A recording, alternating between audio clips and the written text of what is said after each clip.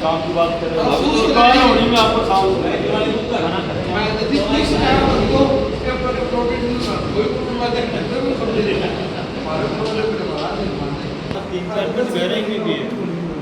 नहीं 30 मीटर आरोप करते हैं कि उस हिस्से को लेने के लिए सेपरेट करते हैं कि जहाँ से हमें तोड़ना होगा, तो हम वहाँ पर एक पिलर खड़ा करेंगे और उस हिस्से को मेजरमेंट करके आपको मुआवजा दे दिया जाएगा। कई कई होते हैं कि भाई हमारा तो पूरा डिसमेंटल होगा, ठीक है, तो डिसमेंटल वो होगा नहीं। आजकल टेक्निक इतनी आ गई कि आपका जो एक एक इंच भी है ना वो बच जाएगा, तो मुआवजा उसी को वही मिलेगा जो डिसमेंटल होगा। ऐसा नहीं कि पूरा का डिसमेंटल होगा तो हमें पूरा का दो दीवारों में दरार पड़ गई या हो गया। तो आजकल क्या है कि जहाँ से जा रहा है तो हम पहले पिलर लगाएंगे और उसको हिस्से को ढहा देंगे, तो बाकी हिस्सा आपका सेपरेट रहेगा। ये आपकी जो लागत है मकान की उससे ज़्यादा ही ये मिलेगी। ट्यूबवेल का फिक्स है, कुएं का फिक्स है, जितनी गहराई होगी, ठीक है। ये सर्वे बाद में होगा जब धारा 11 का प्रकाशन हो जाएगा, उसके बाद में जेएमएस का कार्यवाही होगी, टीम विजिट करेगी। नहीं जो काबिज है, जो काबिज है उसी को दिया जाएगा। इस प्रकार से आप छोटा उठाओगे, जैसे किसी का पट्टा नहीं बना हुआ है और आबादी क्षेत्र है, तो उसको आप मुआवजे में कैसे लोगे? नहीं तो आबादी पट्टा नहीं बना हुआ, गेहूं आबादी में है, या तो ऐसा होता है रजिस्ट्री होती है आपके पास, ठीक है, या फिर कोई पट्टा पंचायत से लिया नहीं, ठीक है, कब का लिया हुआ है, वो काबिज है, कब से है, लाइट का बिल है, वो सारी फॉर्मेलिटीज हैं। तो ऑथेंटिक मूल्यांकन जस्टिफाई करने के लिए काफ़ी होगा कि पहले तो भाई रजिस्ट्री है या नहीं है, कब का विक्रय पत्र है, स्टैम्प है, वोटेवर जो भी है, गेहूं आबादी में कब से ले रहा है, सारी जांच पड़ताल होती है। ऐसा नहीं कि एक ही एंड पे आपको वैलिड मान के आपको पैसा दे दिया जाए। वो अप्रैल मई में हुई थी, उसके बाद आज जनसुनवाई हो गई, इसके बाद में फिर टाइम लेंगे, फाइनल रिपोर्ट अप्रूवल कराएंगे। जो कंसर्न एजेंसी है पीडब्ल्यूडी, वो कंसर्न सरकार यानी कि deputy chief minister Priya Kumari ji approve करेगी, उसके बाद में धारा 11 का प्रकाशन होगा।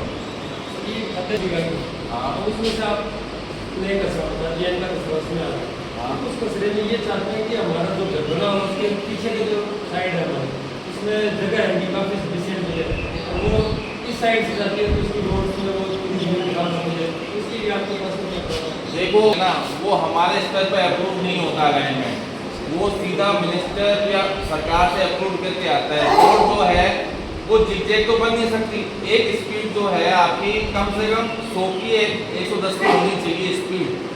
जो ट्रेन आ रहे हैं ना, अगर कल को मान लो सरकार अगर जिगजैग बनाने लग जाएगी, कर दे दिया एसएच पे, तो एक्सीडेंट पॉइंट तो ज़्यादा है ना।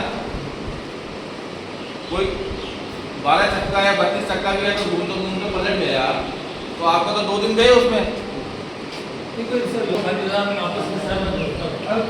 नहीं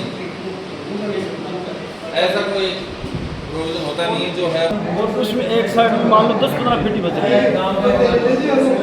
10 फीट 15 फीट 8 फीट बच रही है, वो ना कोई काम के नहीं उसके, तो दुकान बनाओ ना, एसएच है ना वो तो 10 फीट में 8 फीट 5 फीट बच रही है वहाँ, क्या पता में अगर पीडब्ल्यूडी कंसर्न देती है। देखो वो ज़्यादा बचेगी तो वो नहीं देगा। देखो हर चीज़ का आजकल ट्रांसपेरेंसी एक्ट है, ठीक है, ये भी अपने एंड पे कुछ नहीं कर पाएंगे।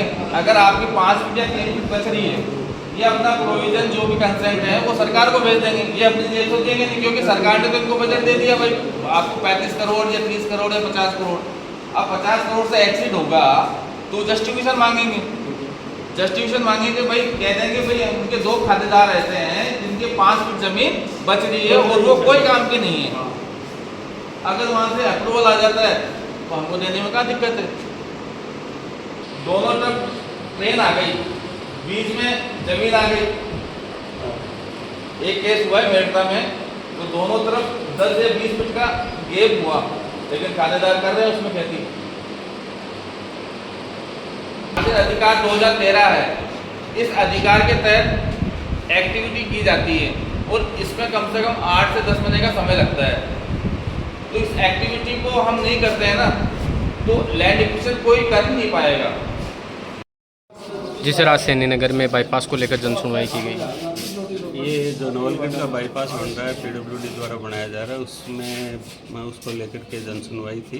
जन सुनवाई में सुझाव ऑब्जेक्शंस वगैरह हमने इनवाइट किए थे, कुछ लोगों द्वारा दिए भी गए, वो कार्रवाई में हमने सम्मिलित कर ली। सर कितने किलोमीटर के बाईपास है, कितने गाँव को प्रभावित करने वाली है? लगभग 11 किलोमीटर का है, 30 मीटर का RO राइट ऑफ वे है और 4 गाँव मोटे तौर पर प्रभावित है। सर ऐसे कुछ सुना है कि शहर के पास के गांव हैं जिनमें डीएलसी को बढ़ाने के लिए सब कुछ सुझाव ग्रामीणों ने डीएलसी एक डिस्ट्रिक्ट लेवल कमेटी जो डीएलसी कहते हैं अपन वो तय करती है, तो ये मेरे परव्यू से बाहर की बात है। डीएलसी अपना रिव्यू करती है और रिवाइज करती है रेट्स को, तो वो उनका कार्य है। सर मुआवजे संबंधी प्रक्रियाएं या अधिग्रहण जैसी प्रक्रियाएं कब तक शुरू होने की संभावना है? लगभग 2-3 महीने बाद के अंदर जो एक बाईपास रोड निकल रही है उसके परिप्रेक्ष्य के अंदर क्या है, ये ग्राम पंचायत से नगर में मीटिंग हुई थी जिसमें एसडीएम साहब भी आए थे यहाँ पर, जिसमें ये 5 गांवों को शामिल किया गया है और ये नवलगढ़ के चारों तरफ है रोड है जो 30 मीटर की लंबाई की होगी और शानदार रोड होने वाली है। करीब 11 किलोमीटर लंबी रोड जो लगभग बता रहे हैं 30 मीटर ये रोड चौड़ी है। मुआवजे से संबंधित भी कई मांगे आई हैं।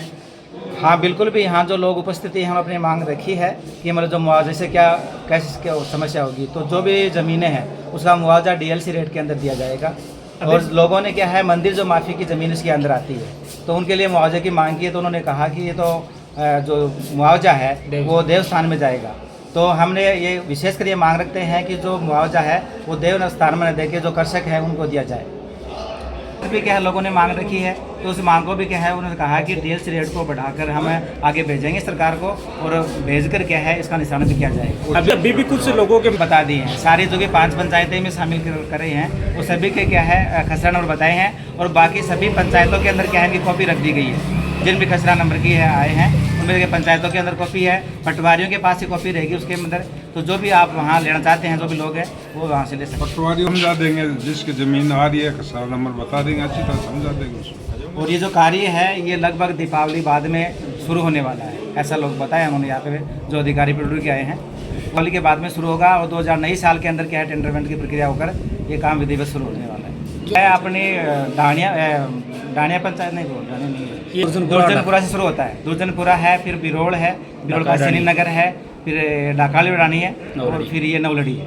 ये 5 पंचायत जी बिल्कुल भी है। सभी ग्राम पंचायत जो कार्यालय हैं वहाँ पर क्या है वो पटवारियों के पास में ये प्रतिलिपि दी गई है। जो खसरे नंबर जो ज़मीनें आ रही हैं उनके वहाँ से अवेलेबल प्राप्त कर सकते हैं, जो अपना पता कर सकते हैं कि कहाँ से जा रही है। दा नक्शा भी उपलब्ध है इनके पास में, तो उनके माध्यम से भी पता कर सकते हैं। और ऑनलाइन जो इसके पास नक्शा है उसके माध्यम से भी उसके नज़दीकी से क्या है इसमें नक्शे में दिखा रखा है कि वो नक्शा में जो घर भी वहाँ दिखाई दे रहे हैं कि हमारा घर कहाँ सी है वो भी दिखाई दे रहा है, तो उसके माध्यम से और पता कर सकते हैं।